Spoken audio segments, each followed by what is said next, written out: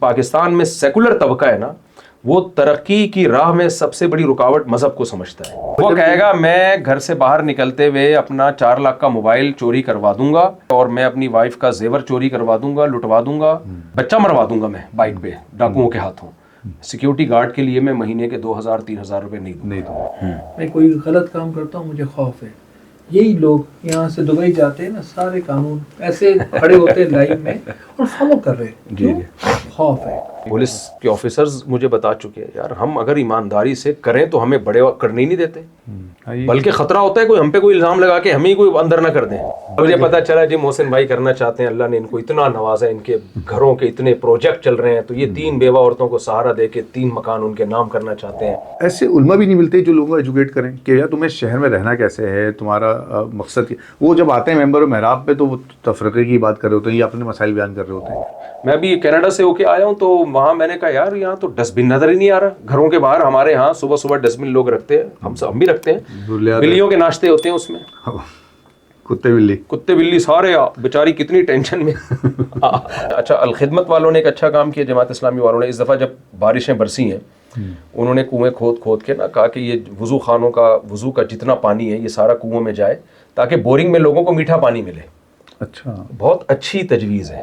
نبی صلی اللہ علیہ وسلم نے آپ کی عمر 50 سال تھی اور آپ کی شادی 9 سال کی حضرت سیدہ عائشہ سے ہوئی. مغربی دنیا سے متاثر طبقہ ہے وہ اس کی لاجک پیش کرتے ہیں، ایکچولی یہ تھا، ایکچولی یہ حکمت. بھائی کوئی حکمت نہیں تھی. کام اگر کر کے ہم نے دکھا دیا نا، اس یہ سب کراچی میں بیزار رہے ہوئے ہیں. اعوذ باللہ من الشیطان الرجیم، بسم اللہ الرحمن الرحیم. میں ہوں مصطفیٰ حبیب صدیقی اور آپ دیکھ رہے ہیں امت ڈیجیٹل. آج میرے ساتھ موجود ہیں مفتی طارق مسعود صاحب، جو کسی تعارف کا محتاج نہیں ہیں، اور محسن شیخانی صاحب جو MS ہومز پرائیویٹ لمیٹڈ کے بانی ہیں. ہمارا موضوع کراچی ہے اور کراچی کے ساتھ ساتھ اوور آل پاکستان کی صورتحال ہے، معاشرتی حالات ہیں. میں کسی بھی طویل گفتگو کے بجائے براہ راست سوالات کی جانب جاتا ہوں اور مفتی طارق مسعود صاحب کو خوش آمدید کہتا ہوں. السلام علیکم. وعلیکم السلام. اور ساتھ میں محسن شیخانی صاحب آپ کو بھی. صاحب ہم سوال کی طرف جاتے ہیں ڈائریکٹ. کراچی کے حوالے سے آپ نے بات کی تھی پچھلے دنوں. میں چاہتا ہوں ہم سٹارٹ ہی یہاں سے لیں کہ کراچی کے حالات کب سدھریں گے؟ دیکھیں کراچی میں 2 قسم کے مسائل ہیں. ایک تو امن و امان کی جو صورتحال ہے، سیکیورٹی کے مسائل. دوسرا گندگی، غلاظت. امن و امان کی جہاں تک صورتحال ہے، موبائل سنیچنگ اور لوگ رات کو نکل نہیں سکتے. آپ اپنے بچوں کو، یعنی میں اپنے بچے کو بائک پہ تندور سے روٹیاں لینے مغرب کے بعد نہیں بھیجتا. یہ خوف کا عالم، یہ خوف کا عالم ہے. ہم نارتھ کراچی میں رہتے ہیں، ہم جو نارتھ ناظم آباد، نارتھ کراچی کا بالکل ایک مڈ ہے، مین ہے، دل ہے. تو یہ حالت ہے کہ ہم نہیں بھیجتے. اس میں میری تجویز یہ تھی کہ سیکیورٹی کے حوالے سے کراچی رینجرز کے حوالے کیا جائے. اب ظاہر ہے سندھ گورنمنٹ اس تجویز کو کہاں پسند کرے گی. رینجرز کا جب کنٹرول دیا گیا تھا تو یاد ہوگا ایک زمانے میں اس سے بھی زیادہ برے حالات تھے اور کراچی میں امن آ گیا تھا. اب یہ تو خیر سیاسی ایک جنگ چھڑ جائے گی اس پہ، بات تو کہیں اور چلی جائے گی. ہاں بات بالکل ایک کہیں اور چلی جائے گی، لیکن وہ تو پھر گورنمنٹ کا کام ہے رینجرز کے حوالے کرنا ہے نہیں کرنا ہے. لیکن ہم یہ کر سکتے ہیں کہ محلے کی سطح پہ کمیٹیاں بنا کے اپنے دفاع کا خود ہم انتظام کریں. دیکھیں یہ جو آپ نے آج مجھے جس ٹاپک کے لیے بلایا نا، اس میں سب سے پہلے میں ایک اصولی بات کروں گا، پھر آگے اس اصول اور قاعدے سے آپ چیزیں نکالتے چلے جائیں. میں لوگوں سے کہتا ہوں حکومت پہ ڈیپینڈ کرنا چھوڑ دو، کیونکہ ورنہ ہماری ساری زندگی حکومت کو برا بلا کہتے گزر جائے گی. ملے گا کچھ بھی نہیں سوائے زبان خراب ہونے کے. ٹھیک ہے. بڑوں سے ہم نے سنا ہے، علماء سے ہم نے سنا ہے کہ جو کام آپ کے اختیار میں ہے وہ آپ چھوڑیں مت، اور جو آپ کے اختیار میں نہیں ہے اس کے پیچھے آپ مت پڑیں. گورنمنٹ کو ٹھیک کرنا میرے اور آپ کے اختیار میں نہیں ہے. اتنا ہی ہے کہ ہم ممبر پہ آواز اٹھا سکتے ہیں بھئی یہ غلط ہو رہا ہے، اس سے زیادہ ہم کچھ نہیں کر سکتے. تو سب سے پہلے یہ کہ آپ حکومت پہ ڈیپینڈ کرنا چھوڑیں. سیکیورٹی ہو یا صفائی ہو، کاروبار ہو یا کوئی بھی چیز ہو، حکومت پہ ڈیپینڈ. حتیٰ کہ تعلیم میں بھی کتنے فیصد لوگ ہیں جو اپنے بچے کو گورنمنٹ اسکول میں پڑھاتے ہیں؟ کبھی دیکھا آپ نے؟ وہ تو پرانے زمانے میں جاتے تھے اور وہ کچھ بنتے تھے. ہاں کچھ لوگ تھے. اب تو میرا خیال ہے وہ بچہ جو بیچارہ جس کے پاس کھانے کو روٹی نہیں ہے نا، اس کے ماں باپ شاید جان چھڑانے کے لیے گورنمنٹ اسکول میں داخل کرا دیتے. تو جب ہم تعلیم میں گورنمنٹ پر اعتماد نہیں کر رہے, پرائیویٹ اسکولوں میں پرائیویٹ ٹیوشن, ہوم اسکولنگ, ان چیزوں کی طرف آ چکے ہیں, تعلیم تو تعلیم سے پہلے تو آپ کی صحت ہے, تعلیم سے پہلے تو صفائی ستھرائی ہے, آپ کی سیکیورٹی ہے. ان چیزوں میں ہم حکومت پہ ڈیپینڈ کیوں کر رہے ہیں؟ آپ نے دیکھا ہوگا گلی محلے میں لوگوں نے اپنے پرسنل گارڈ رکھے ہوئے ہیں اور صفائی کرنے والے اپنے رکھے ہیں, صفائی کرنے والے اپنے رکھے ہوئے ہیں.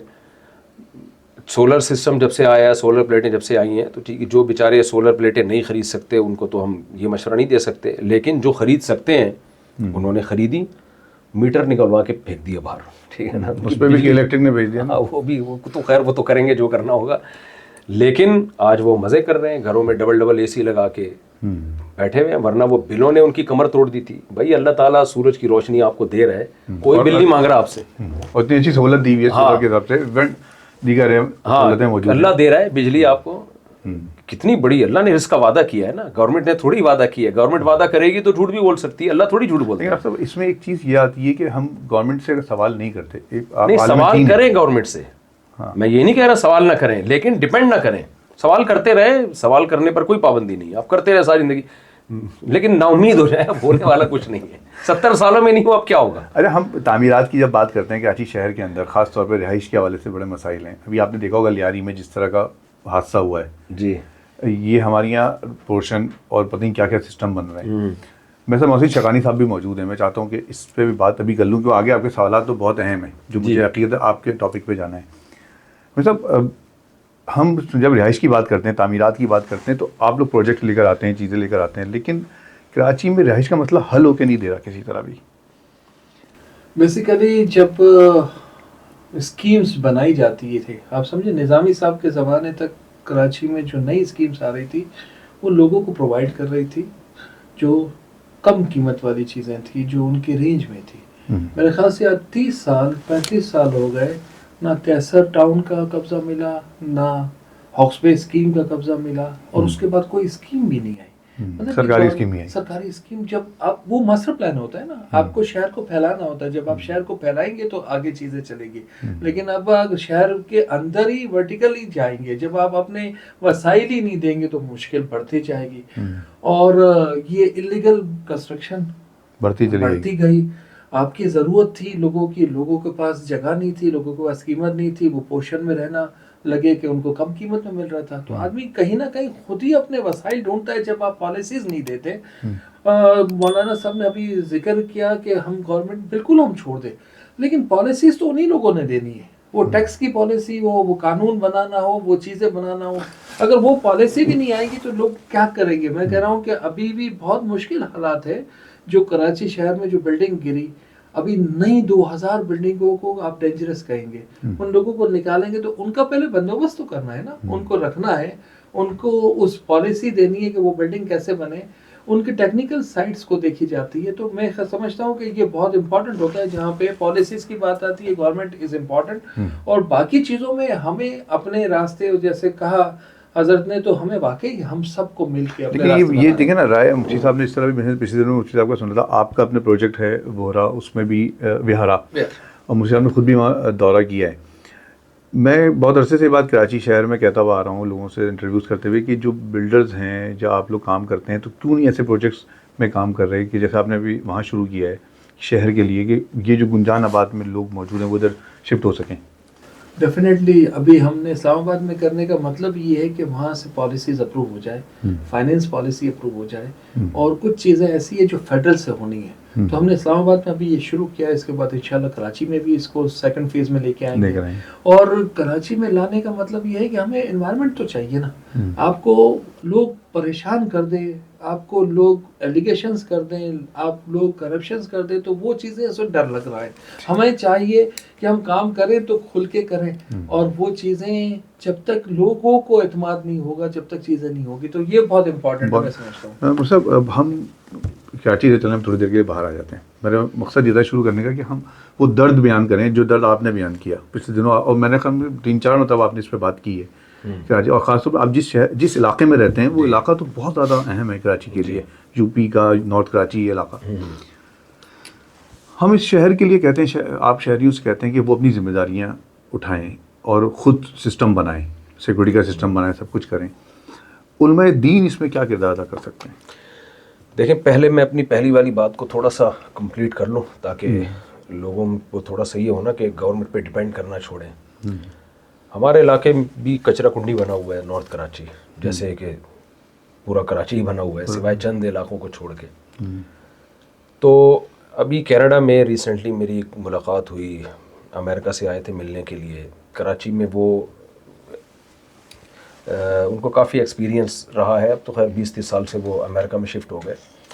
انہوں نے وہاں امریکہ میں دیکھا ہے کہ کس طرح سے امریکہ اور کینیڈا میں آپ کو پتہ ہے وہاں بے انتہا صفائی ہے.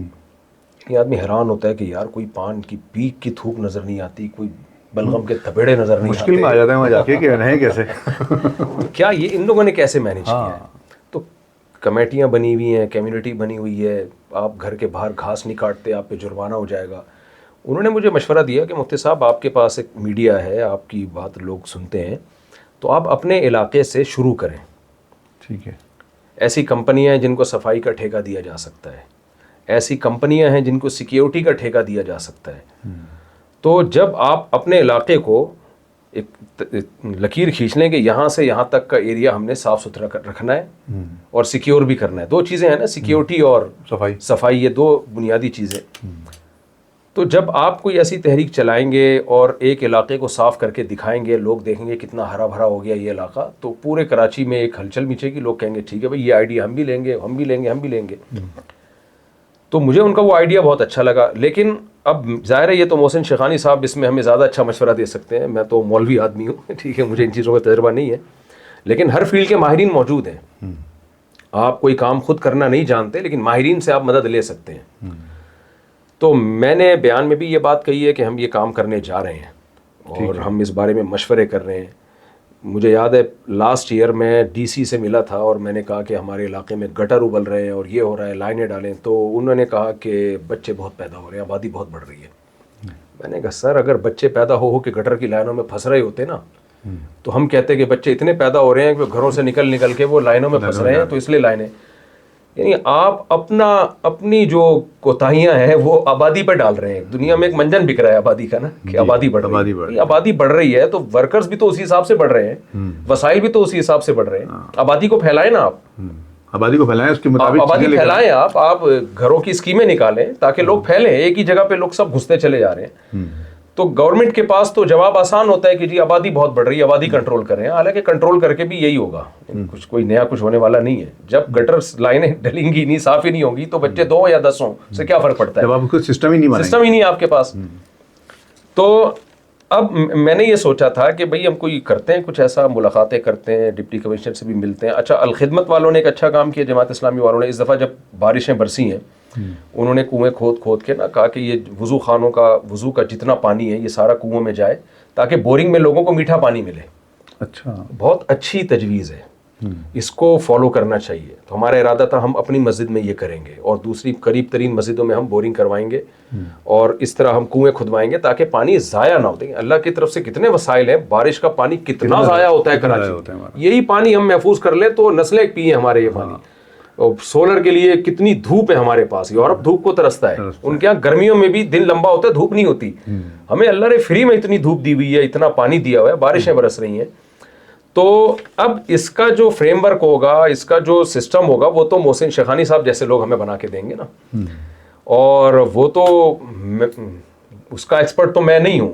ہاں میرے پاس جو پاور ہے، مائک ہے میرے پاس، چینل ہے، شہرت ہے، میں ان چیزوں میں آپ لوگوں کی مدد کر سکتا ہوں. ٹھیک ہے.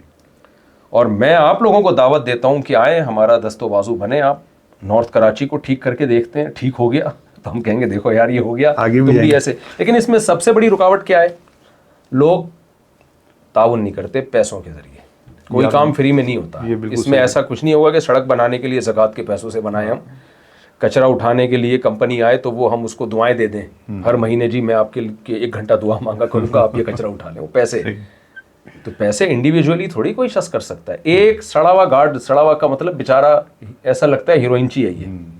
اس گارڈ کو سیکیورٹی میں گلی میں رکھا جاتا ہے اور اس کے پاس ایک جعلی ویپن ہوتا ہے, اس گارڈ کی تنخواہ جو 8-10 ہزار روپے ہوتی ہے وہ 20 گھر والے مل کے وہ 10,000 مہینے کے دینے کے لیے تیار نہیں دیتے. اتنی بڑی مصیبت بن جاتی ہے. تو سب سے پہلے تو مجھے کوئی یہ آئیڈیا دے کہ ان سے پیسے کیسے نکلوائے جائیں. مطلب ان کو ترغیب سے تو نہیں نکلوایا جائے. نہ ترغیب سے ڈر سے نہیں ہو سکتا. ترغیب سے نہیں ہو سکتا, وہ نہیں دے گا.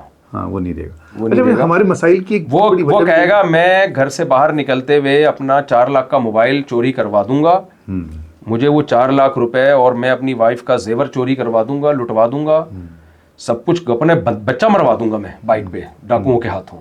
سیکیورٹی گارڈ کے لیے میں مہینے کے 2,000-3,000 روپے نہیں دوں گا. تو یہی حال صفائی ستھرائی کا بھی ہے کہ جب بھی کوئی کام ہوتا ہے بھائی اس کے لیے وسائل چاہیے ہوتے ہیں, اور ہم تو ہم بتائیں کہ بھائی اس میں ہماری کوئی ارننگ نہیں ہے, انکم نہیں ہے, اور اس میں لوگوں کو فائدہ کتنا ہے. آپ کا علاقہ صاف ستھرا ہو گیا, ہرا بھرا ہو گیا, آپ کے گھروں کی قیمتیں ڈبل ہو جائیں گی. لوگ کہتے ہیں 1 کروڑ کا مکان 2 کروڑ کا ہو جائے, کوئی بات نہیں, ہم 50 لاکھ میں بیچ دیں گے, لیکن صفائی کے لیے ہم 50 روپے مہینے کے نہیں دیں گے. اس پہ محسن شیخانی صاحب ہمیں بتائیں کہ کیا کریں, کیسے پیسہ نکلوائیں. میرا خیال ہے کہ آپ نے جو بتایا نا کہ یہ سب سے اچھا آئیڈیا ہے کہ ان کو یہ پتا چل جائے گا کہ اس کے گھر کی قیمت 1 کروڑ روپے ہے, اور اگر وہ ایریا سیکیور مینٹین ہوگا تو وہ 2 کروڑ روپے ہو جائے گی. جی آپ ہمارے پروجیکٹ میں دیکھ لیجئے, باہر وہ گھر 1.5 کروڑ کا ملتا ہے, پروجیکٹ کے اندر باؤنڈری وال کے اندر 3 کروڑ. بالکل ایسا ہی ہے. جی جی بالکل. کیوں ہے کہ سیکیورٹی ہے, مینٹیننس ہے, چیزیں ہیں. میں نے دیکھا, سوری بات کاٹ رہا ہوں, ایک باؤنڈری وال ہو, سیکیور ہو, صفائی ہو, ایک فلیٹ کا کرایہ 1 لاکھ روپے ہوگا, اس سے ڈبل باہر ہوگا, نہیں فلیٹ ہوگا, وہ 50,000 بھی نہیں دے گا. بالکل صحیح. تو اتنی ویلیو بڑھ جاتی ہے. لیکن بھائی ہر طرح سے آپ ترغیب دے کے دیکھیں, پیسے نہیں نکلوائے جا سکتے. لیکن یہ تو آپ مجھے یہ بتا دیں کہ کیا طریقہ. حالانکہ مولوی لوگوں کے لیے تو بائیں ہاتھ کا کام ہے پیسے نکلوانا, میں بھی نہیں نکال پایا. میرا خیال ہے کہ ہمیں سب کو بات کرنی چاہیے, ایسا نہیں ہوگا. لیکن جیسے آپ نے کہا نا کہ تمہاری سیکیورٹی, تمہارے بچوں کی سیفٹی, تمہارا فیوچر اور کلیننس ہوگا تو وہ ایریا بڑھ جائے گا. تو میرے خیال سے اب دیں گے تھوڑا سا, کچھ لوگ دیں گے, کچھ بڑے ڈھیٹ ہوتے ہیں. تو ہوتا یہ ہے کہ کچھ لوگوں کے سمجھ میں بات آ جاتی ہے, وہ دیتے ہیں, کچھ لوگ نہیں دیتے. تو جو دینے والے ہیں نا وہ کہتے ہیں فائدے یہ اٹھا رہے ہیں, پیڑے یہ کھا رہے ہیں. اچھا ویسے ایک بات ہے, دے نہیں رہے. تجربہ یہ بھی ہے مثال کے طور پہ کہ جو لوگ دے رہے ہیں, میرا خیال ہے, یہ آپ تصحیح کیجیے گا اگر میں غلط ہوں تو, جو دے رہے ہوتے ہیں یا جو سوسائٹی کو بہتر کرنے والے لوگ ہوتے ہیں وہ بہرحال زیادہ ہوتے ہیں جو خراب کرنے والوں کے مقابلے میں, لیکن وہ اپنا رول ادا نہیں کرتے. ہاں یہ تو ہے, دینے والے الحمدللہ پھر بھی زیادہ ہی ہوتے ہیں, کم لوگ ہوتے ہیں جو نہیں دیتے. لیکن وہ کم کی وجہ سے دینے والے پھر بار بار انگلی انتظامیہ پہ اٹھاتے ہیں. مثلا میں اگر یہ کام شروع کروں گا تو مجھے ہر دوسرے دن آ کے بندہ کوئی پکڑ رہا ہوگا, مفتی صاحب وہ تو پیسے دے نہیں رہا, ہم سے فائدہ تو وہ بھی اٹھا رہا ہے, ہم کیوں دیں پھر. تو ہمیں اس سے باہر نکلنے کی ضرورت ہے. ضرورت تو ہے, کہ ہم کیوں دیں. مطلب میں اگر اپنا رول ادا کر کے سوسائٹی کو بہتر کر دیتا ہوں تو اس کے چلیں ہم دوسرے پہلو کی بات کر لیتے ہیں. میں اپنا رول ادا کر کے سوسائٹی کو بہتر کرتا ہوں تو کہ شرعی طور پر بھی مجھے اللہ تعالیٰ کے بھی اس کا اجر ملے گا. اس سے بڑے اجر کی کیا بات ہے. نبی صلی اللہ علیہ وسلم نے فرمایا, مسئلہ یہ ہے کہ ہم اسلام کو پراپر وے میں امپلیمنٹ ہی نہیں کر رہے. 2-4 چیزوں کا نام اسلام کا. صفائی جب نصف ایمان ہے. بالکل. ہمارے ایک ریلیٹیو ہیں, 20 سال پرانی بات ہے, ہم چھوٹے تھے تو وہ امریکہ ہو کر آئے, کہتے ہیں یار گورا تو آدھا مسلمان ہے. میں نے کہا کیا مطلب, آدھا کیسے ہوتا ہے, یا تو مسلمان پورا ہوتا ہے یا پورا. کہتے ہیں یار صفائی نصف ایمان ہے. میں نے کہا ہاں, تو کہہ رہے آدھے تو مسلمان پھر بولو گے. تو اتنی بڑی ہمارے, دیکھیں ہماری جو شریعت ہے, اسلامی قانون شروع کہاں سے ہوتا ہے, طہارت سے. نبی صلی اللہ علیہ وسلم جب کوئی غیر مسلم مسلمان ہوتا آپ اس کو غسل کراتے. سب سے پہلے صفائی سے شروع ہو رہا ہے اسلام. اسلامی قانون کی کتابوں کو فقہ کی کتابیں کہا جاتا ہے, اسلامک لاز. فقہ میں سب سے پہلے طہارت کے ابواب ہیں. پاک ہونے کا طریقہ کیا ہے, پانی کو پاک کرنے کا طریقہ کیا ہے. تو جو مذہب شروع ہی صفائی سے ہو رہا ہو, اس مذہب کے پیروکار گندے میلے اور گٹروں کے ڈھکن نہ ان کے اور گٹر ابل رہے ہوں, تو وہ کیسے. یعنی نبی صلی اللہ علیہ وسلم نے یہاں تک فرمایا کہ اذا استيقظ احدكم من منامه فلا يغمسن يده في الاناء حتى يغسلها ثلاثا. عرب میں نلکے تھوڑی تھے, بالٹیوں میں پانی ہوتا تھا. آپ نے فرمایا جب کوئی سو کے اٹھے تو اس وقت تک اپنا ہاتھ پانی میں نہ ڈالے جب تک 3 دفعہ اس کو دھو نہ دے. وہ یعنی کسی برتن سے لے کے ہاتھ کو 3 دفعہ دھو گے, اس کے بعد اس میں ہاتھ ڈالو گے. حالانکہ یقین نہیں ہے کہ اس کا ہاتھ پہ کوئی گندگی لگی ہے. آپ نے فرمایا ہو سکتا ہے رات کو کوئی گندگی ہاتھ پہ لگ گئی ہو سوتے ہوئے میں. تو پانی کو گندا ہونے سے نہیں، گندا ہونے کے شک سے، وہم سے بچایا جا رہا ہے، اس حد تک ہے، اس حد تک ہے. اور 5 ٹائم ہمیں نماز، 5 ٹائم ہمیں وضو کا حکم دیا. نہیں، ایک مسلمان 15 دفعہ دن میں منہ دھوتا ہے، 15 دفعہ منہ صاف کرتا ہے، 15 دفعہ ناک صاف کرتا ہے. یہ اس کلچر میں پانی کے استعمال کا حکم دیا جا رہا ہے جس میں آج بھی پانی پیٹرول سے زیادہ مہنگا ہے. بالکل بالکل. اس وقت تو تھا ہی نہیں، عرب میں کنویں بہت کم تھے، ایک زمزم تھا بس، پانی کو تو ترستے تھے وہ. ان کو غسل کا حکم دیا جا رہا ہے، ان کو دانت صاف کرنے کا حکم دیا جا رہا ہے، ان کو نہانے کا حکم دیا جا رہا ہے، گھروں کو صاف رکھنے کا، جسم کو صاف رکھنے کا. اس سے پہلے تو تھا ہی نہیں عربوں میں یہ سب. بالکل نہیں. تو جس مذہب میں، اور پھر دیکھیں نبی صلی اللہ علیہ وسلم کی صحیح حدیث کہ ایمان کے 70 سے زیادہ شعبے ہیں، سب سے کم درجے کا شعبہ کیا ہے؟ یعنی اگر کوئی اس پہ بھی عمل نہیں کرتا تو وہ بے ایمان کہے اپنے آپ کو، وہ اپنے آپ کو شناختی کارڈ سے نا اسلام کی فہرست سے نکال دے اپنے آپ کو. مفہوم حدیث کا میں اپنے الفاظ میں بیان کر رہا ہوں کہ اماطۃ الاذی عن الطریق، راستے میں کوئی گندگی پڑی ہے. اذا کا لفظ کانٹے کو بھی کہتے ہیں، تکلیف دہ چیز کو بھی کہتے ہیں، گندگی جس کو دیکھ کے نفرت ہو، گوبر پڑا ہے یا کوئی ایسی چیز جس کو گزرتا ہوا آدمی دیکھ کے کہ یہ کیا ہے، تو اس کو راستے سے ہٹا دینا. یعنی کوئی گزر رہا ہے اور راستے میں اس کو کوئی گندی چیز نظر آئی جو لوگوں کے لیے تکلیف کا ذریعہ بنتی ہے اور وہ نہیں ہٹا رہا، وہ ڈھیٹ بن کے گزر جاتا ہے. تو حدیث کا مفہوم کیا ہوا؟ آخری جو ایمان کا رمق تھی نا، یعنی ایسی نیکی جو کمزور سے کمزور مسلمان بھی کر لیتا ہے، اس کے لیے کوئی بہت تقوی والا مسلمان ہونا ضروری نہیں ہے، تو اس نے یہ بھی نہیں کی. میں لوگوں سے کہتا ہوں، حدیث تو کہہ رہی ہے کہ جس نے راستے سے تکلیف دہ چیز نہیں ہٹائی وہ مومن نہیں ہے. تو جو راستے میں ڈال رہا ہو گندگی وہ کہاں سے مومن کیسے ہو سکتا ہے؟ اس کا تو ذکر ہی نہیں ہے حدیث میں. کتنی بڑی آپ دیکھیں کہ کچرے کنڈیاں، وہ کچرے، وہ ڈسٹ بن.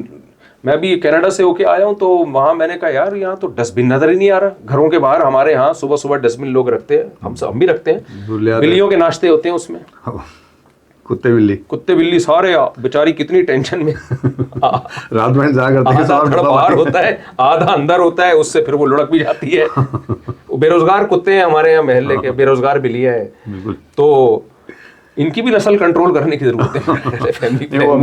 ہم نے یا تو ان کو کھانے کو انڈس والوں نے شروع کیا تھا نا، اس پہ کام نہیں کر سکے وہ لوگ. اچھا مطلب ہم ابھی علماء دین کی اگر ہم بات کرتے ہیں، آپ جیسے بات کر رہے ہیں، ہمیں ایسے علماء دین کا بھی تو ایک ایشو ہے ممبر و محراب کا، جو لوگوں کو ایجوکیٹ کریں یا لوگوں کو جوڑیں اپنے ساتھ. اب آپ کی فالوئنگ ہے، مثلا نوجوانوں میں خاص طور پر زیادہ ہے آپ کی، ایسے علماء بھی نہیں ملتے جو لوگوں کو ایجوکیٹ کریں کہ یار تمہیں شہر میں رہنا کیسے ہے، تمہارا مقصد کیا. وہ جب آتے ہیں ممبر و محراب پہ تو وہ تفرقے کی بات کر رہے ہوتے ہیں یا اپنے مسائل بیان کر رہے ہوتے ہیں. یہ بھی ایک مسئلہ ہے. دیکھیں جو علماء تو الحمدللہ اپنا فرض ادا کرتے ہیں، لیکن ہر طرح کے علماء ہیں، کچھ فتنہ فساد بھی پھیلا رہے ہوتے ہیں، کچھ پازیٹیو باتیں بھی کر رہے ہوتے ہیں. اکثر اس لیے کہ میڈیا پہ اکثر فسادی ہی ہے. میڈیا پہ بہت کم علماء ہیں جو صحیح علماء میڈیا پہ آتے نہیں ہیں. یہ بھی ایک مسئلہ ہے. اس سے علماء کا امیج بھی بہت خراب ہو رہا ہے. لوگ سمجھتے ہیں سارے مولوی ایسے ہی ہوتے ہیں. بھائی جو صحیح علماء ہیں، جو بڑے علماء ہیں، وہ آ ہی نہیں رہے میڈیا پہ نا. تو بلکہ وہ تو ابھی یہی بحث ابھی تک چل رہی ہے کہ آنا چاہیے کہ نہیں آنا چاہیے. تو وہ تو ابھی اس بحث سے ہم نکلیں گے تو پھر اگلی صدی میں شاید آنا شروع ہوں. تو اندھوں میں کانا راجا، جب صحیح لوگ نہیں آ رہے تو ہمارے جیسے مشہور ہو جاتے ہیں. پھر میرا مصطفیٰ سے بھی اور آپ سے بھی، معاشرے میں کرپشن سب سے بڑا ناسور ہے. جی اس وقت نئے بچے باہر سے پڑھ کے آتے، یہ معاشرے میں سروائیو نہیں کر پاتے، باہر چلے جاتے. آج کا بچہ بہت مایوس ہے اس کرپشن سے. اور کرپٹ لوگوں کو ہم رسپیکٹ بھی دیتے ہیں، عزت بھی دیتے ہیں، اس کی گاڑیاں، اس کے گارڈ، اس کی چیزیں دیکھ کے. کوئی ایسا فتویٰ، کوئی ایسی چیزیں جو کرپٹ لوگ ہیں ان کے خلاف، کوئی ایسی جہاد، اس لیے کہ وہ تباہ کر رہے ہیں ہمارا پورا ملک. ان کو جینے کا حق نہیں ہے میرے حساب سے، لیکن ہم کوئی بات نہیں کرتے سب لوگ، اس لیے کہ بہت زیادہ لوگ وہی ہیں. ہمیں اس کو جب ہم ان کو خوف ہوگا کہ ہاں یہ لوگ ماریں گے ہمیں، ان کے بچوں کو پتہ چلے گا کہ تیرا باپ یہ حرام کھلا رہا ہے تجھے، اور ہم سب کا حق مار کے، تو کب یہ کیوں نہیں کرتے ہمارے سب لوگ مل کے، اور ہم لوگ اس پہ کیوں نہیں کھڑے ہوتے کہ یار مجھے پتا ہے یہ رشوت لے رہا ہے، بیٹھا ہوا ہے، میں بھی جا کے اپنا کام کرا رہا ہوں، اس کو مارتا کیوں نہیں ہوں، اس کے ساتھ ان کے بچوں کو کیوں نہیں میں بتاتا کہ تیرا باپ یہ کر رہا ہے. وہ لوگ جو عیاشیاں کر رہے ہیں، تو کب تک ہم یہ لے کے رہیں گے؟ ہم کب تک اس معاشرے کو اس لیول پہ لے جائیں گے؟ یہ دیکھیں میں آپ کی بات کی تائید اس طرح سے کر رہا ہوں کہ پہلے میں یہ سمجھتا تھا کہ یہ کرپشن جیلیسی اور یہ سب جاہل لوگوں میں زیادہ ہے. یو ایس اے میں کینیڈا میں جو ڈاکٹرز ہیں نا پاکستانی وہ بتاتے ہیں, بعض ڈاکٹر جن سے میں ملا ہوں, میں نے کہا آپ اپنی خدمات پاکستان میں کیوں نہیں دیتے. ابھی حج میں ایک بڑے سینئر ڈاکٹر تھے یو کے لندن کے, میں نے کہا آپ اتنے ایکسپرٹ ڈاکٹر ہیں, آپ پاکستان میں کیوں نہیں کام کرتے, آپ پاکستانی ہیں. میں نے کہا شاید وہاں پیسے زیادہ مل رہے یو کے میں. کہہ رہے نہیں پیسوں کا مسئلہ نہیں ہے, ہم پاکستان میں چاہتے ہیں رہنا, اپنی خدمات. کے پی کے ڈاکٹر تھے وہ. کہتے ہیں پاکستان میں مسئلہ یہ ہے کہ جو ڈاکٹرز ہیں جب ہم جاتے ہیں تو وہ ڈاکٹر ہی ہم سے جیلس ہونا شروع ہو جاتے ہیں. اچھا. ان کو لگتا ہے یہ زیادہ پڑھا لکھا آ گیا ہے, ہماری جگہ لے لے, اب اس کی ویلیو بڑھ جائے گی, تو وہی ہماری جڑیں کاٹنا شروع کر دیتے ہیں. اتنا زچ کرتے ہیں, اتنا تنگ کرتے ہیں کہ آدمی کام چھوڑ کے بھاگ جاتا ہے. اچھا یہ تو ڈاکٹر کی کہانی ہوئی. ہمارے جامعۃ رشید میں ایک انجینئر ہیں, سولر پلیٹیں سولر سسٹم کے بہت ایکسپرٹ ہیں. جرمنی میں انہوں نے پوری ٹیکنالوجی پڑھی ہے اور بہت زبردست انسٹالیشن کرتے ہیں. وہ جب جامعۃ رشید آئے تو ٹھہر گئے. الحمدللہ ہمارے یہاں کافی یعنی اچھی خدمات ہیں ان کی. میں نے ان سے کہا کہ آپ اب کیوں آئے, پہلے کیوں نہیں آئے. اچھا یونیورسٹی میں وہ لیکچرار بھی رہے ہیں, پڑھاتے رہے ہیں. کہتے ہیں میں نے یہاں پاکستان میں جب یونیورسٹیوں میں پڑھایا تو میں ایمانداری سے پڑھا رہا ہوں, طلباء کو ٹائم دے رہا ہوں, تو میری ہی یونیورسٹیوں کی جو فیکلٹی ممبرز ہوتے ہیں انہوں نے ہی جڑیں کاٹنا شروع کر دی. انہوں نے کہا کیا کیوں بھائی, میں نہیں کہہ رہا سارے ایسے ہوتے ہیں, نہ سارے ڈاکٹر ایسے ہوتے ہیں, لیکن بہت سے ایجوکیٹڈ لوگوں کو جو یونیورسٹیوں میں پاکستان میں آ کے خدمت کرنا چاہتے ہیں, ہاسپٹل میں اپنی خدمات دینا چاہتے ہیں, وہ کہتے ہیں ہمیں کسی اور سے نہیں, انہی لوگوں پہ وہی ہمیں کام نہیں کرنے دیتے. پولیس میں آپ دیکھ لیں, جو صحیح کام کرنا چاہے گا نہیں, پولیس کے آفیسرز مجھے بتا چکے ہیں یار ہم اگر ایمانداری سے کریں تو ہمیں بڑے کرنے ہی نہیں دیتے, بلکہ خطرہ ہوتا ہے کوئی ہم پہ کوئی الزام لگا کے ہمیں کوئی اندر نہ کر دیں. بالکل. تو بنے کیوں کر جو ہو سب کام الٹا, الٹے یار الٹی بات الٹی. تو مہتاب رائے ایک شاعر گزرا ہے نا, اس نے کہا کہ جب سب کچھ ہی الٹا ہو, وہ کہتے ہیں میرے نام مہتاب میں ہم بھی الٹے ہیں, بات کا مطلب بات بھی الٹی تو تاب بنا نا, اور رائے الٹی یار الٹا تو رائے بنی. تو کہہ رہے جب میرے نام میں ہر چیز ہی الٹی ہے تو کام بنے گا کیسے. تو ہمارے ہاں سب کچھ ہی جب الٹا ہے, سب اس کی ٹانگیں کھینچ رہے ہیں, تو اب وہ کیسے بیچارہ چلے. میں پھر یہیں پہ یہ سوال کرتا ہوں صاحب کہ آپ نے بھی تھوڑی دیر پہلے ایک بات کہی کہ ہم گورنمنٹ سے کیوں مطالبہ کریں, تو گورنمنٹ ہی کو نہیں, میں نے یہ نہیں کہا گورنمنٹ سے کیوں مطالبہ کریں. گورنمنٹ سے مطالبہ کریں, ڈیپینڈ نہ کریں گورنمنٹ پر, لیکن گورنمنٹ انتظار نہ کریں کہ جب گورنمنٹ اس سسٹم کو ٹھیک کرے گی تو پھر ہم تو سسٹم صحیح نہیں کر سکتے. آپ کی کراچی کی, پھر ہم کراچی کی طرف چلے آ جاتے ہیں تھوڑی دیر کے لیے. کراچی کے اندر جو حالات ہیں, خاص طور پہ میں بات اس لیے کر رہا ہوں کراچی کی, کراچی پورا پاکستان ہے اس وقت, کراچی صرف کراچی نہیں ہے, پورا پاکستان کے لوگ یہاں موجود ہیں. ہم اداروں میں چلے جائیں, ہم کسی بھی ادارے میں چلے جائیں, سندھ کے گورنمنٹ کے یا پرائیویٹ اداروں میں بھی چلے جائیں. ابھی محسن نے کرپشن کی بات کی ہے. کرپشن کی یہ صورتحال ہے کہ ذہن بنا کے جاتے ہیں کہ یار یہ اگر فائل, محسن تو جاتے رہتے ہوں گے نا رجسٹرار آفس میں, یہ فائل اگر آگے بڑھانی ہے تو وہ مجھے یاد ہے کہ میں مکان بنا رہا تھا تو میرے پاس ایک پرچی آئی تھی کہ 1 روپیہ دے دو, تو میں لے لو 1 روپیہ, وہ 1 لاکھ روپے تھے وہ. اچھا, تو یہ آگے بڑھانے کے لیے وہ 1 روپیہ لگانا پڑتا ہے, پہیہ لگانا پڑتا ہے. صرف درس سے, تعلیم سے کیا اس ختم کیا جا سکتا ہے؟ دیکھیں 2 طرح سے معاشرے میں جرائم ختم ہوتے ہیں. یا تو قانون اتنا مضبوط ہو آپ کا, ادھر کرپشن کی اور ادھر لٹکا دیا. جیسے چائنا میں واقعات ہوئے ہیں نا کہ انہوں نے سارے کرپٹ لوگوں کو کنٹینر میں لے جا کے ایک ہی دفعہ میں. یا تو یہ ہو, یا مذہب کی موٹیویشن. مذہب کے پاس اتنی پاورفل موٹیویشن ہے کہ 1 مہینہ آپ سے وہ روزے رکھوا لیتا ہے. کیا کوئی ڈاکٹر رکھوا سکتا ہے 1 مہینہ؟ نہیں. بھوکا پیاسا رکھ سکتا ہے آپ کو؟ ڈاکٹر کہتے ہیں نا انٹرمیڈیٹ فاسٹنگ کریں, آپ کون کرتا ہے؟ ڈاکٹر خود نہیں کر رہا ہوتا. ہر سگریٹ کے ڈبے پہ لکھا ہوا ہوتا ہے کہ کینسر ہے, ہر بندہ پی رہا ہوتا ہے. ڈاکٹر صاحب خود پی رہے ہوتے ہیں. بندہ کیا, ڈاکٹر خود پی رہا ہوتا ہے. تو مذہب کی موٹیویشن. امریکہ چاہتا ہے ہماری سوسائٹی سے شراب ختم ہو جائے, نہیں ہوئی. نبی صلی اللہ علیہ وسلم نے ایک اعلان کیا تھا, عرب شراب کے صدیوں سے عادی تھے, مدینہ میں شراب کے مٹکے بہ گئے تھے. ہمارا جو پاکستان میں سیکولر طبقہ ہے نا, وہ ترقی کی راہ میں سب سے بڑی رکاوٹ مذہب کو سمجھتا ہے. حالانکہ آپ کے پاس صرف ایک چیز بچی ہے, مذہب, جو آپ کو سیدھے راستے پہ چلا سکتا ہے. بالکل ایک چیز بچی ہے جو سیدھے راستے پہ چلا سکتی ہے. تو مذہب دیکھیں, اب یہ ڈاکٹر لوگ جو کر رہے ہیں, بعض ڈاکٹر ظاہر ہے جو انٹرویو نہیں سن رہے, جو پوڈ کاسٹ نہیں سن رہے, ان ڈاکٹروں کی بات کر رہا ہوں کہ وہ جیلس ہو رہے ہیں, تو کیا حسد کے بارے میں قرآنی آیات نہیں ہے ہمارے پاس؟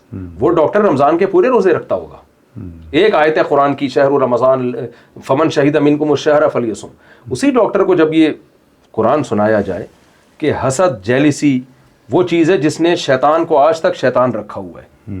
اگر آپ سے کوئی سینئر ڈاکٹر آتا ہے, آپ اس کو فیور دیں, آپ اس کو تقدیر پر ایمان رکھیں کہ جس کو جو اللہ نے عزت دینی ہے وہ ملے گی. آپ زبردستی عزت لینے کی کوشش نہ کریں. ہمارے پاس مذہب ایک ایسی چیز ہے جو ہر فیلڈ میں ہماری رہنمائی کر سکتا ہے. ٹریننگ ہونی چاہیے, تربیت ہونی چاہیے. میں کہتا ہوں یہ مذہب گورے کے پاس ہوتا نا, ایک آرمی کے آفیسر ملے, پاکستان نیوی کے آفیسر, کہتے ہیں یار میں حیران ہوا, امریکہ گئے, امریکن آرمی کو موٹیویٹ کرنے کے لیے پادری رکھے ہوئے انہوں نے.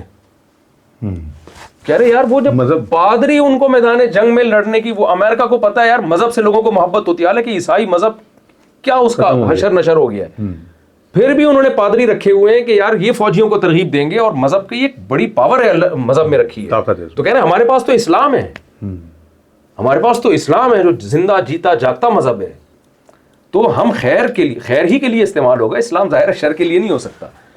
تو جب ہم لوگوں کو بتائیں, یہ یونیورسٹیوں میں جو اسلام پڑھایا جا رہا ہے وہ بھی 2-4 پڑوسیوں کے حقوق اور ربنا آتنا فی الدنیا اور دعائیں یاد کرا لی, بس یہ ہے. اس کے علاوہ پاس کرنے کے لیے, وہ پاس کرنے کے لیے وہ سبجیکٹ میں رکھا ہوا ہے اس میں. جی, وہ بیچارہ سب سے فارغ ترین ٹیچر ہی اسلامیات اور اردو کا ٹیچر ہوتا ہے, سب سے فارغ ترین ہوتا ہے, حالانکہ وہ سب سے قابل ترین ہوتا ہے. لیکن نہیں, ویسے بہت قابلیت ہوگی لیکن اس کی کوئی ویلیو نہیں ہے.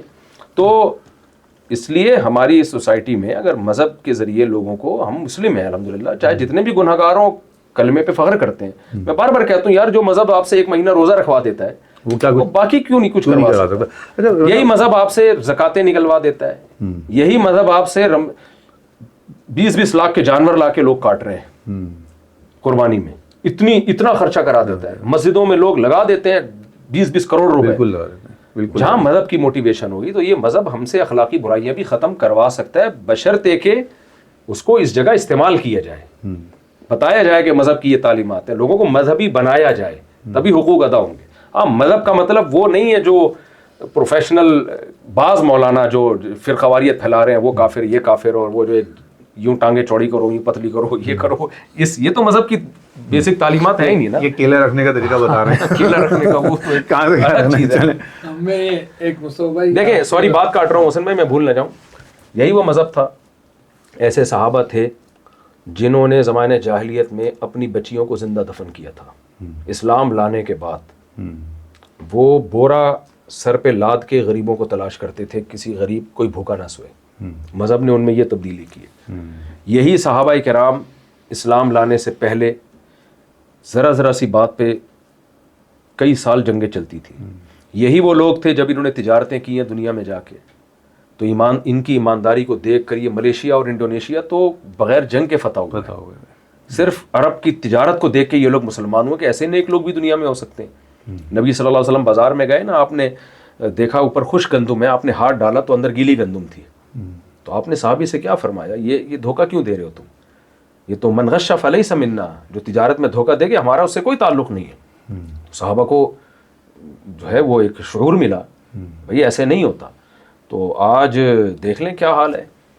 تو ہمارا جو سیکولر طبقہ ہے وہ مولویوں کو ہی گالیاں دیتا رہتا ہے, سو یہ مولوی ترقی میں رکاوٹ ہے. بھائی تھوڑی سی تمہارے سوسائٹی میں اگر خیر ہے مولویوں کی وجہ سے, بالکل یہ بھی اگر چلی گئے ہیں نا مولوی لوگ, تو کیونکہ تمہارے پاس قانون کی مضبوطی یورپ امریکہ جیسی نہیں ہے. میں لوگوں سے کہتا ہوں ہم بوڑھے ماں باپ کو گھر میں رکھ لیتے ہیں, مذہب کہہ رہا ہے, گورا نہیں رکھتا کیونکہ اس کا مذہب نہیں کہہ رہا, لیکن وہاں گورنمنٹ پال لیتی ہے. آپ نے اپنی سوسائٹی سے مذہب ختم کر دیا نا, تو بھائی ہماری تو گورنمنٹ بھی بوڑھوں کو نہیں پالے گی اور پھر پبلک بھی نہیں پالے گی. تو یہ روڈوں پہ ان کی لاشیں ملیں گی آپ کو. اللہ تعالیٰ بچائے. سب میرا یہ کہنا ہے کہ جب تک سزا نہیں ہوگی آپ کو خوف نہیں ہوگا. میں کوئی غلط کام کرتا ہوں مجھے خوف ہے. یہی لوگ یہاں سے دبئی جاتے ہیں نا, سارے قانون ایسے کھڑے ہوتے ہیں لائن میں اور فالو کر رہے ہیں, خوف ہے. ہمیں آپ کے طبقے سے یہ چیز چاہیے کہ یہ خوف ان کا پیدا کرنا چاہیے. یہ تو خوف گورنمنٹ ہی پیدا کر سکتی ہے. یہ فتویٰ اگر آپ دیتے ہیں, ہم آخرت کا خوف پیدا کر آپ سکتے یہ فتویٰ دیتے ہیں کہ بھئی یہ چوری کرے گا تو ہاتھ کٹ جاتے تھے نا. جی چوری کا یہ تھا, کسی کا حق مار لیا تو اس کا یہ سزا ہے. کسی سے رشوت لی, کسی کو تباہ کر دیا آپ نے. تو جب تک اس آدمی کی رسپیکٹ رہے گی نا معاشرے میں جو چوری کر رہا ہے, اس کو عزت دار بنا دیا آپ لوگ, ہم لوگوں نے. جی جی. تو اب اس کے اگینسٹ جب تک ہم کھڑے نہیں ہوں گے نا, آپ کا فتویٰ نہیں آئے گا کہ نہیں اگر یہ محسن چور ہے تو اس کو, اس کے بچوں کو, فتویٰ تو قرآن دے چکا ہے نا, اب امپلیمنٹ کون کرے گا اس کا؟ مطلب اس کو پرائیویٹلی کرنا پڑے گا. آپ کا خوف نہیں آئے گا پرائیویٹلی جب کوئی ایک آدمی کرتا ہے وہ بیچارہ, تو وہ تو وہی نہیں. اگر پرائیویٹلی اگر ہو گیا تو ہم اگر خود سے ہاتھ کاٹنا شروع ہو گئے تو تم تو نہیں گھومیں گے سارے. میں کہہ رہا ہوں کہ مجھے پتا ہو کہ یہ آدمی راشی ہے, مجھے اس کا حکم ہونا چاہیے, پتا ہونا چاہیے. ایک ایک گلی میں نا, ایک ایک گلی میں 10 ٹونٹوں گھوم رہے ہوں گے بغیر ہاتھ کے سارے ہوں گے. اچھا مطلب ایک سوال ہمارے ایک بچی نے بھی ہم سے مجھے کروایا خاص طور پہ کہ آج کا نوجوان, کیونکہ آپ نوجوانوں کو بہت زیادہ ایڈریس کرتے ہیں, آپ کی فالوئنگ بھی نوجوان زیادہ ہیں, خواتین بھی ہیں, اس کے باوجود کہ آپ کیا مشورے ہیں آپ کے, نوجوان آج کا دین اور دنیا دونوں کو بیلنس کیسے کریں؟ کیونکہ جب دنیا کی طرف جاتا ہے, یہ حقیقت ہے, تو وہاں بالکل ایک الگ انوائرمنٹ ہے, اور جب وہ دین کی طرف آتا ہے وہاں ایک الگ انوائرمنٹ نظر آتا ہے, تو اس کو بہت مشکل ہوتی ہے اس دونوں چیزوں کو لے کے. اسلام قیامت تک کے لیے آیا ہے, اللہ تعالیٰ کو پتا تھا ایک ایڈوانس زمانہ بھی آنے والا ہے جس میں ترقی ہوگی, تو اللہ نے پہلے سے ہی ایسے قوانین بنائے ہیں جو ہر دور میں چل سکیں. تو جس ماحول میں بھی جائیں آپ اپنے مذہب کو فالو کریں. جب سکھ, میں نے کینیڈا میں دیکھے اتنے سکھ ہیں اپنے مذہب پہ چل رہے ہیں, یہودی پوری دنیا میں اپنے مذہب کو فالو کرتا ہے, ہندو پوری دنیا میں جو ان کے جو مذہبی ہندو ہیں فالو کرتے ہیں, تو مسلمان, اسلام تو ہے ہی دین فطرت, وہ کیوں نہیں فالو کر سکتے؟ تو یہ بات میری سمجھ میں نہیں آتی کہ بھائی ہم دین کو لے کے چلتے ہیں تو دنیا یوں ہوتی ہے, دنیا کو کیوں ہوتی ہے. ہاں بعض جگہ اسلام نے پابندیاں لگائی ہیں, اس میں آپ کی دنیا جا رہی ہوتی ہے. جیسے آپ کرپشن کریں گے تو کروڑوں روپے کما لیں گے, آپ نہیں کریں گے تو نہیں کما سکتے. تو یہاں تو ظاہر ہے آپ کو پھر دنیا کو لات مارنی پڑے گی نا.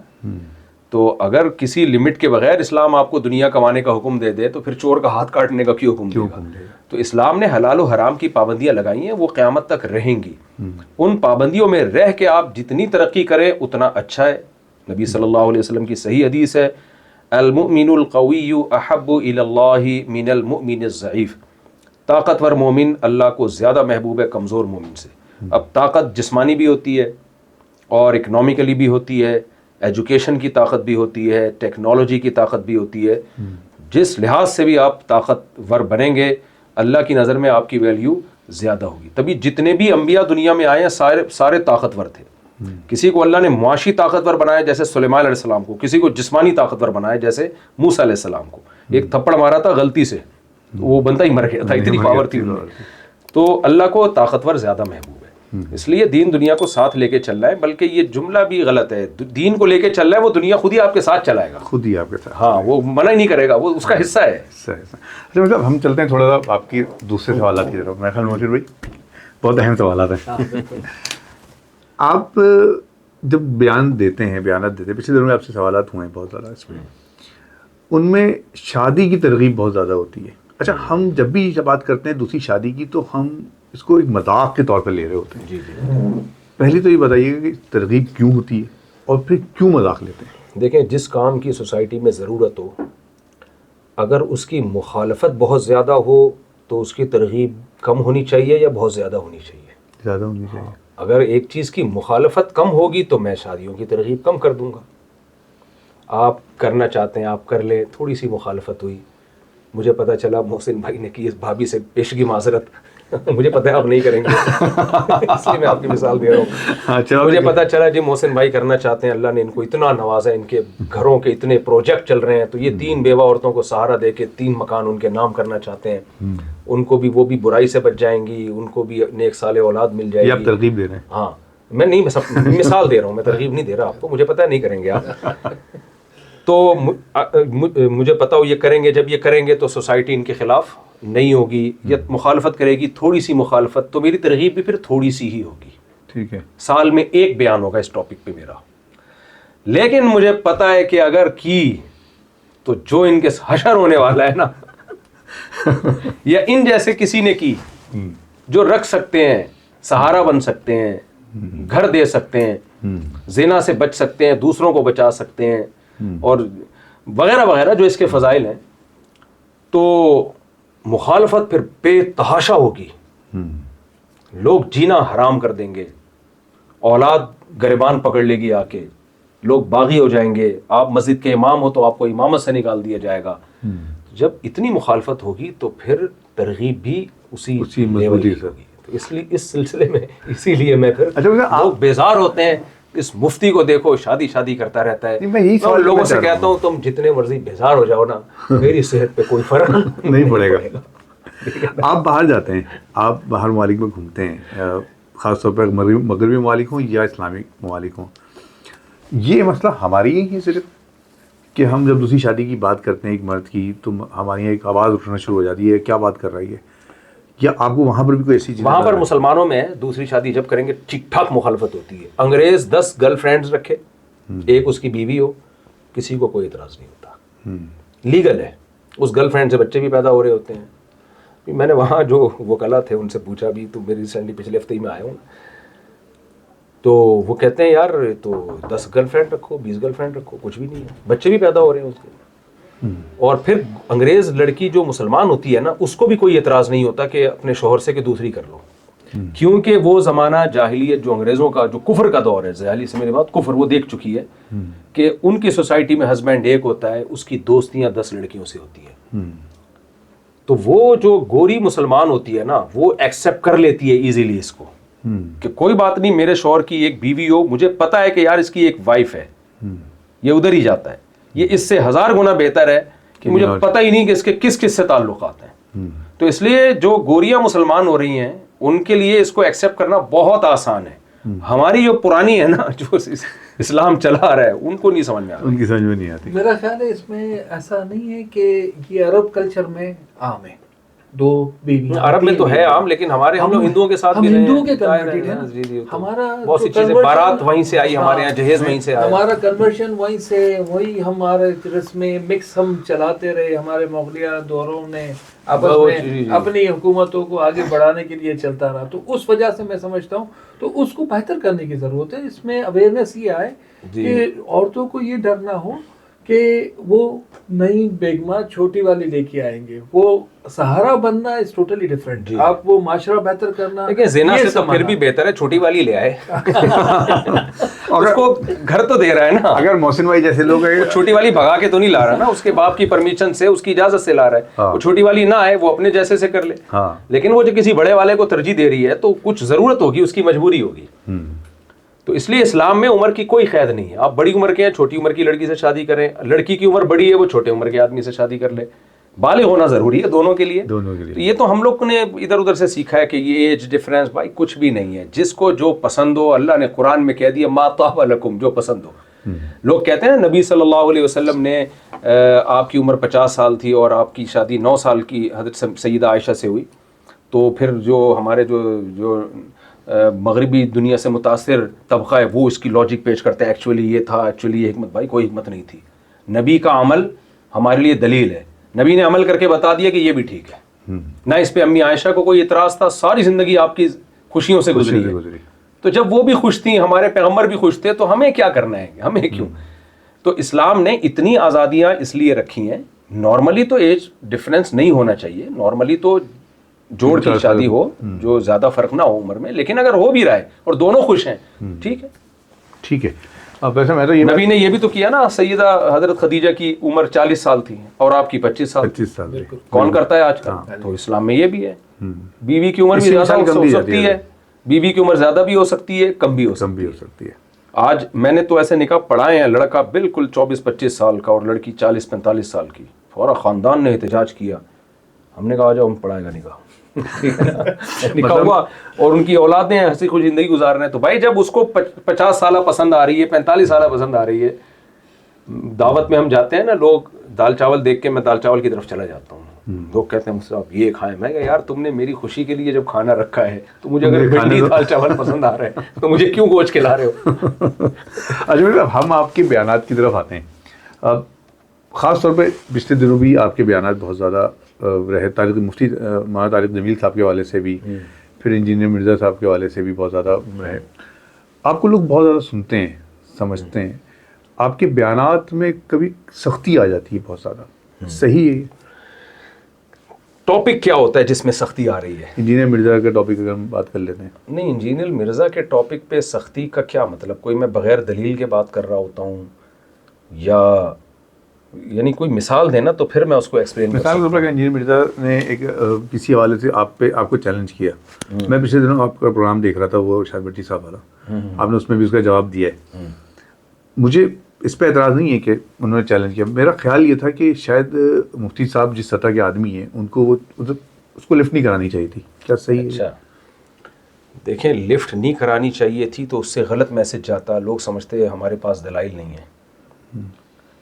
قرآن نے بتوں کو برا بلا کہا نا, اللہ نے کہا نا کہ یہ بت جو ہے کچھ نہیں کر سکتے. تو کیا یہ معاذ اللہ یہ بت اللہ کے لیول کے ہیں؟ نہیں ہے ظاہر ہے.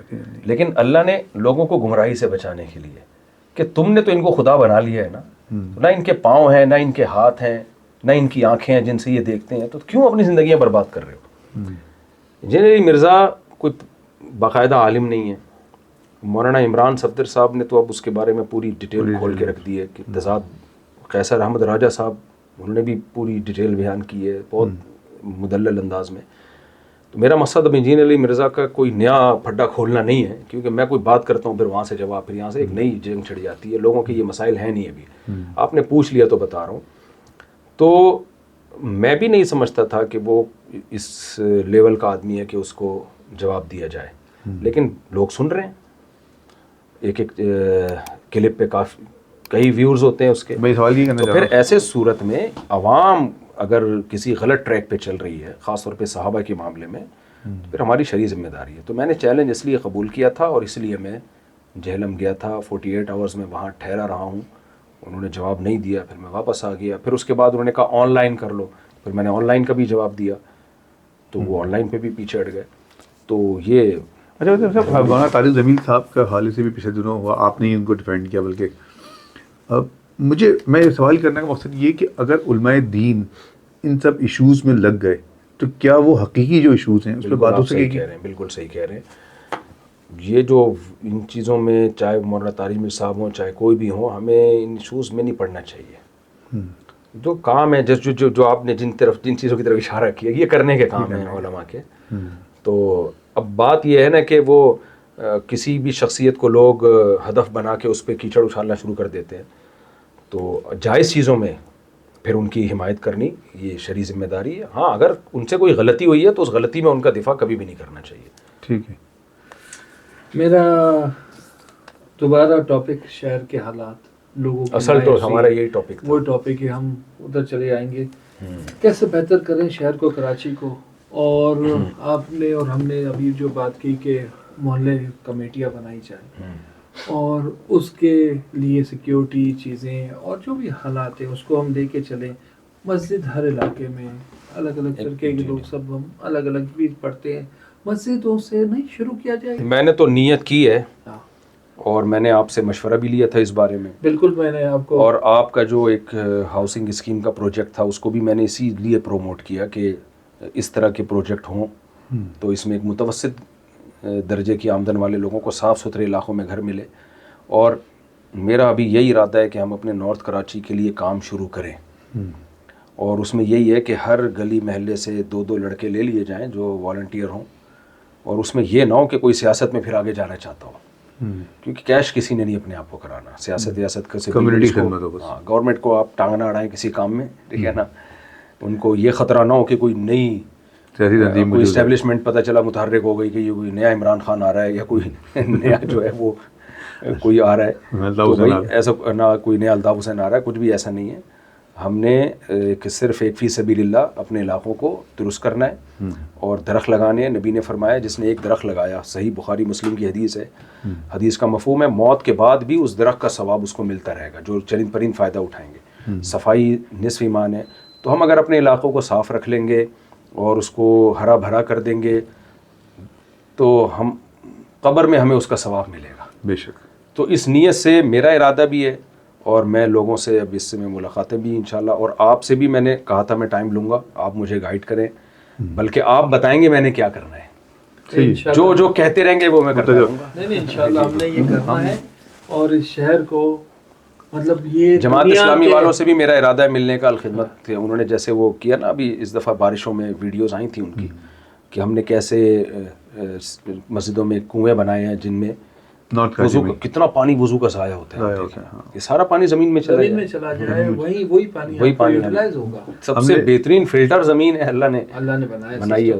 ہم نے پچھلے دنوں ایک انٹرویو بھی کیا ڈاکٹر عمران کا NID کے. انہوں نے پورا ایک پروجیکٹ بنا کے گورنمنٹ کو دیا ہے کہ بارش کے پانی کو کس طرح زمین میں کر کے, اور یہ جو بورنگ سے ہمارے گورنمنٹ کو دیا ہے وہ تو ٹھیک ہے, گورنمنٹ جب کرے گی. ہم تو اپنے علاقوں میں تو ہم کر سکتے ہیں, خود کر سکتے ہیں. ہر مسجد میں, ہر گھر میں ہو سکتا ہے, لوگوں میں ہم یہ کر سکتے ہیں. اچھا آپ کا جو پروجیکٹ ہے جو وہارا جس کی ہم بات کر رہے تھے, جس میں مولانا صاحب نے خود بھی وہاں دورہ کیا ہے, اس میں کوئی ایسا سسٹم بنانے کی کوشش کی؟ ڈیفینیٹلی اس میں ہم یہ بھی کر رہے ہیں, وہاں بھی سب سوائل واٹر یوز ہو. اچھا سوری حسن بھائی, ایک بات بہت امپورٹنٹ, ہمارے ٹرسٹ ہے ہمارے جاننے والوں کا پاکٹ ویلفیئر ٹرسٹ, انہوں نے کیا کیا ہے, یہ جو ہمارے ٹرسٹ ہیں نا, جو ویلفیئر ٹرسٹ ہیں, ان کو بھی اس طرف سوچنے کی ضرورت ہے. ہمارے ٹرسٹ کیا کر رہے ہیں, فری پاکٹ میں لوگوں کو کھانا کھلا رہے ہیں. میری رائے ہے کہ اختلاف ہو سکتا ہے رائے کا, میں کسی کی نیت پہ شک نہیں کر رہا, اس سے ہم لوگوں کو اور زیادہ اپاہج بنا رہے ہیں. صحیح ہے. اس سے تو جس قوم کا بیڑا غرق کرنا ہونا, اس کو فری کی عادت ڈال دو, کسی کام کی نہیں رہے گی.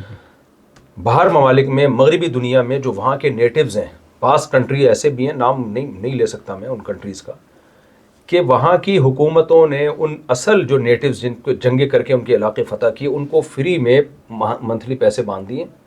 ان پیسوں سے وہ شراب پیتے ہیں, نشہ کرتے ہیں, کیونکہ ان کو یہ ڈر تھا کہ کسی بھی وقت یہ ہمارے خلاف کھڑے ہو جائیں گے. تو ان کو فری کی عادت اپاہج بنا دیا. تو یہ بہترین طریقہ ہوتا ہے کسی قوم کو اپاہج بنانے کا. تو میرا خیال یہ کہ جو فری فوکٹ کے دسترخوان لگ رہے ہیں نا, میں اس سے اختلاف کرتا ہوں.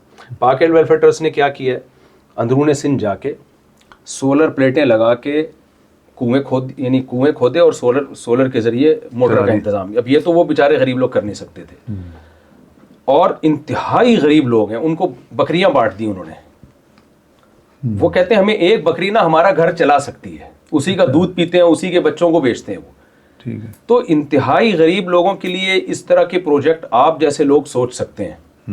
پھر تھوڑا سے اس سے مالدار لوگوں کے لیے, پھر اس سے اوپر درجے کے لوگوں کے لیے کیا ہوا کہ وہ بھی ڈیپینڈ کرنا چھوڑ دیں,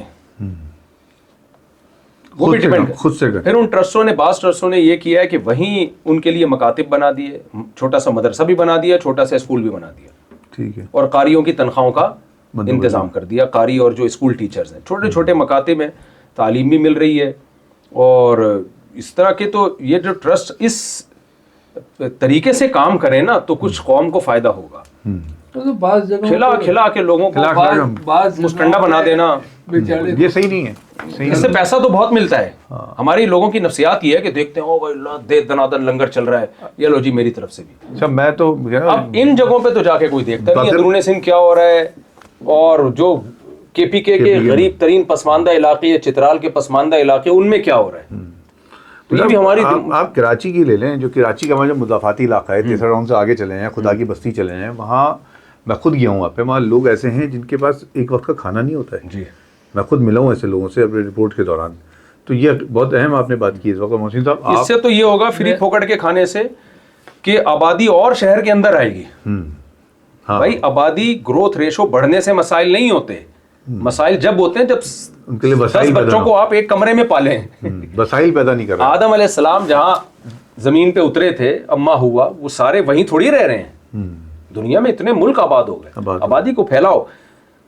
کینیڈا امریکہ میں لوگ سبب میں رہتے ہیں, آدھا گھنٹے کی ڈرائیو پہ جاتے ہیں, کھلے ڈھلے گھر لے کے انہوں نے رکھے ہوئے. ہمارے ہاں حکومت کو بھی چاہیے, آپ جیسے لوگوں کو بھی چاہیے کہ بھائی آبادی سے باہر نکلو.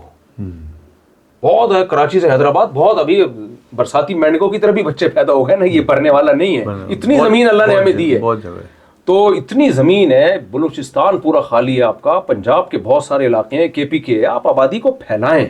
تو یہ جو دسترخوان فری پھوکٹ کے لگ رہے ہیں, اس سے کیا ہو رہا ہے, گاؤں دیہات کے لوگوں کو جب پتہ چلتا ہے جی کراچی میں 3 ٹائم کا 2 ٹائم کا کھانا, تو ساری آبادی ایک شہر پہ بوجھ آئے گا اس کا, تو مسائل پھر کھڑے مسائل بڑھ جاتے ہیں.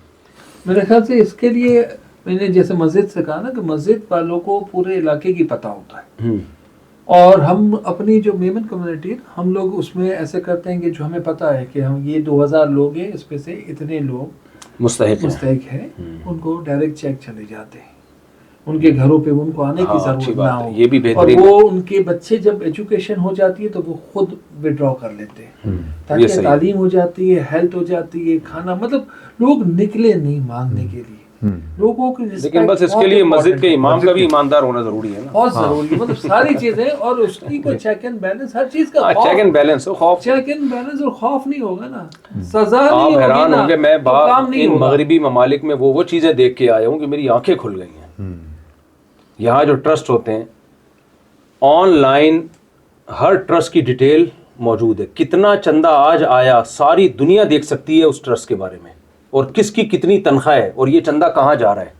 آسان نہیں ہے وہاں کرپشن کرنا، کرپشن پھر بھی ہوتی ہے، لیکن ایک ایک روپے کا حساب، یعنی مسجد میں بھی اگر چندہ ہوا ہے نا تو وہ مجھے ساتھیوں نے بتایا اتنا چندہ ہوا ہے اس فلاں مسجد میں، تو ٹھیک ہے جو ہاتھ صاف کرنے والے ہیں وہ وہاں بھی کر لیتے ہیں، بڑے بڑے فنڈر موقع تو مل جاتے ہیں تو، لیکن یہ کہ اتنی اکاؤنٹیبلٹی کا اتنا مضبوط نظام ہے تو ہمارے یہاں کوئی نہیں کچھ پوچھنے سسٹم بننے کی ضرورت ہے۔ مصطفیٰ بھائی اس میں ہم لوگوں کو، آپ لوگوں کو، سب کو کردار ادا کرنا ہے اور بات کرتے رہنی ہے، اس کو مسلسل لے کے کہیں لیکن میں سمجھتا ہوں محسن بھائی کام اگر کر کے ہم نے دکھا دیا نا، اسی سب کراچی میں بیزار آئے ہوئے ہیں، آپ ایک ماڈل بنا دیں گے نا، جو آپ ماڈل بن جائے، لوگ کہیں گے دیکھو بھائی یہ پروسیس ہے، اس اسٹیپ بائی اسٹیپ ہم نے یہ کیا اور آج اس کا یہ ریزلٹ ہے، ایک دفعہ ریزلٹ دکھا دیا نا تو اب اس میں مجھ سے زیادہ آپ کی ویلیو ہے۔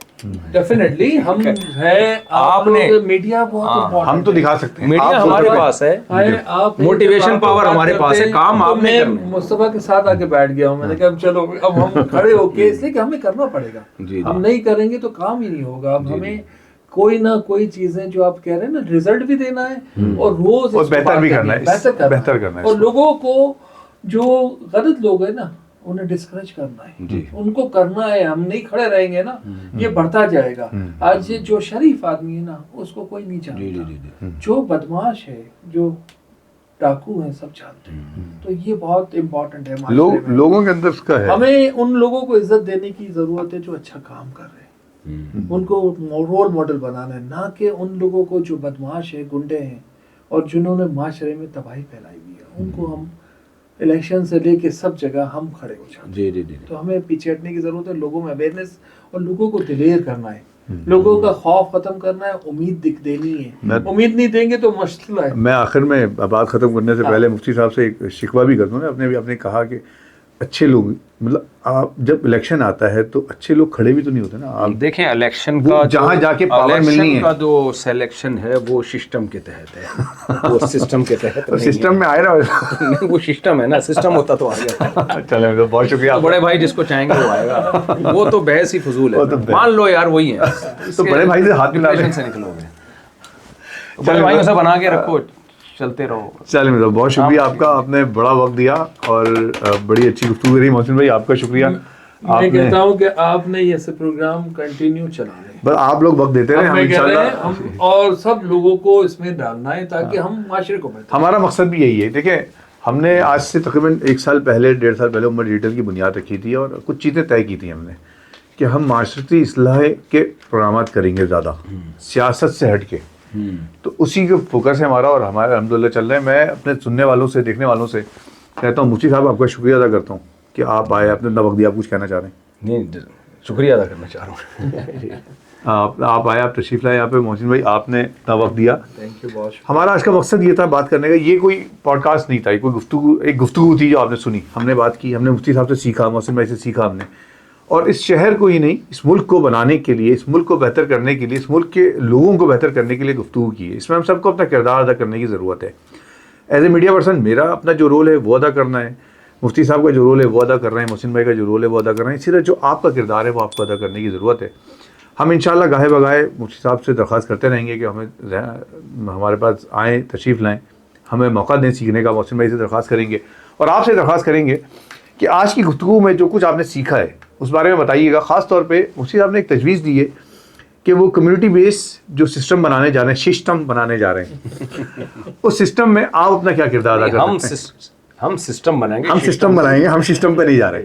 تو آپ اپنا کیا کردار ادا کر سکتے ہیں؟ کیا علاقوں میں آپ لوگوں نے کوئی ایسا کام کیا ہے؟ اگر کیا ہے تو بتائیے گا، اس کو کیسے کیا ہے تاکہ اور لوگوں کو سیکھنے کا موقع ملے۔ امت ڈیجیٹل سے وابستہ رہیں, شیئر کیجیے گا اس پورے آج کی ریکارڈنگ کو, اور اپنے سوالات بھیجیے گا, سبسکرائب کیجیے گا امت ڈیجیٹل کو, اور ہم سے رابطے میں رہیے گا. بہت شکریہ, اللہ حافظ.